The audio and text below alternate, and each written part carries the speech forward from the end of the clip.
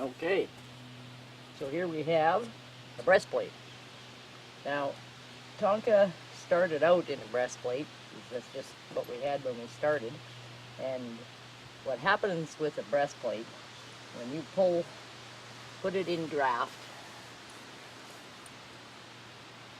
it pulls. He doesn't like them. Yeah, can you step back? Yeah, you're a good boy. Step back. Attaboy. It's all right. It's all right.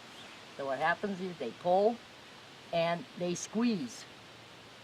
So because he's so narrow in the chest here, that was something that him, the way he's built, it just simply wasn't working for him.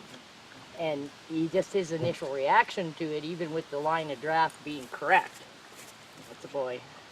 And that is indeed what you're looking for with your line of draft on a breastplate. And as I showed on my other video with the deep V, when you start doing that, that brings it down on the top of their neck. And we do not want that. That is why I say there is no such thing as an adjustable line of draft. You want it straight back or slight. That's all you want with that. So they should fit. The deep V collars were developed in an attempt to handle the idea of it choking them. So you want it above the point of their shoulder, but you don't want it to choke them either. Yeah? You think I should? Yeah. Yeah, okay, there you go. So this, and it's a compromise with the little horses. It is indeed difficult to get that breastplate to where it doesn't choke them and it doesn't cut into sitting on top the point of their shoulder. So this is a compromise. If I was to use a breastplate on him, this is the compromise I would settle for. He won't actually choke there, and it's just nicely above the point of his shoulder. So this would work on him in terms of the best way you could get a breastplate to work. Okay.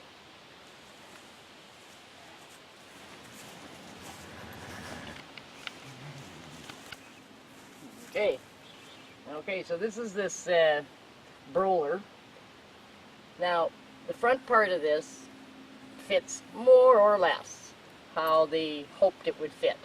And this has a steel rod that's in here that basically that helps duplicate the idea of the collar. The idea of the neck collar is that it would press down on their shoulder. Now this one is not functional because of the fact that it comes straight down here.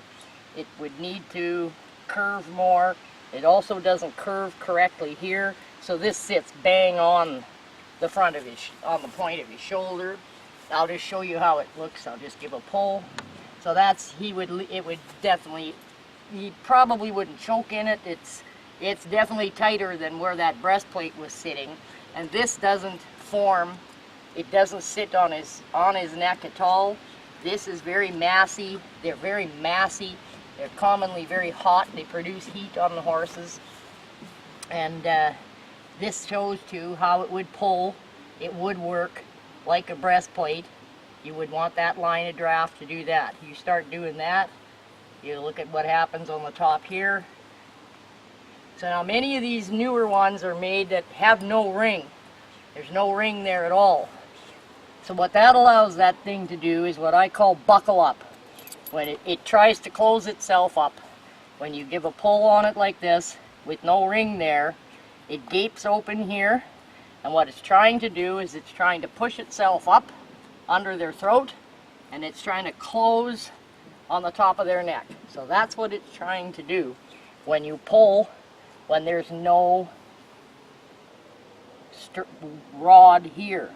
So to help with that, they will work okay if, and only if, you have that martingale that runs in between their legs.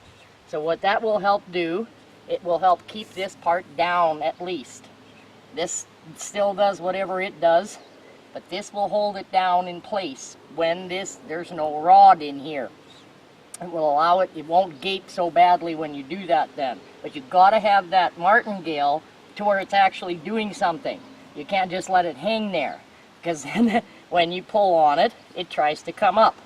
And they will all do that. They'll try to come up. It's simply a physics function. When you try to equalize the pull through the structure. And then now that's why I can get to that a little more too, on the difference, why this is not duplicating in any way, shape, or form what happens with a full neck collar. So okay, for that moment, that gives you something on that. All right. It's pretty hot standing here, huh? Boy.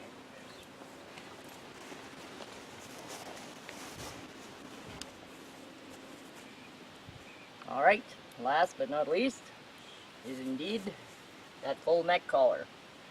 So he wears, we know how I've shown you on a couple other videos on how you want that full neck collar to fit. And so what the main difference between this full neck collar and the attempted duplication of the Broler collar is indeed, there is no steel in this. This is the steel. So they still have, they're firm. They are indeed a firm thing. This piece of padding is quite thick. It's somewhat soft, mostly not soft. It's solid. But what happens with the neck collar is that what you actually have coming up against the shoulder is the bottom side here.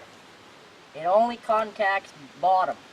Now with that Broler collar, because it's more flat, that whole mass, so when you look at the sweat line under this collar, it will be fairly narrow across his shoulder. When you look at the sweat line on a Broler, that whole thing, this whole area will be wet. There will be sweat happening here. So that is not ideal. And you think in terms of wanting to distribute load, that doesn't function like that.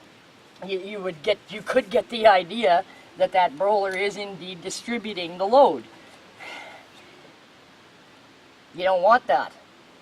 Full neck collar works is the ultimate for the maximum pulling ability. So why is that? If the Broler was the ideal, pretty sure that the big guys would use that. They don't. They use one of these. Now line of draft regarding the full neck collar is no more interchangeable. You want that 90 degrees to the collar. Your trace is 90 degrees to that collar / the hame where it's contacted. You want this to sit more or less as close as you can over the widest part of the collar. So I'll show you when you give a pull down at the proper line of draft. You can see where that pressure goes, see where it's hitting him. So now I'm going to take this line of draft and put it into a breastplate. Let's see what happens. You see what happens? Watch the top of the collar. See how it goes up? It goes up, and now we have pressure down here. So that's no better. And you cannot, I saw some try to take a strap and tie the collar so it stays back here. When you put this line of draft on it, then it won't tip up. You're going to keep that pressure down. That doesn't work either. You just, the ideal scene, what you want to do is you want to make sure when you use this collar that you've got that 90-degree pull. That's why it sits the way it sits. It's the only way it will. You come up, there we got up on his throat. That's no good. Up on his throat, obviously no good. Okay, so that's full neck collar. Round one. Ink donk.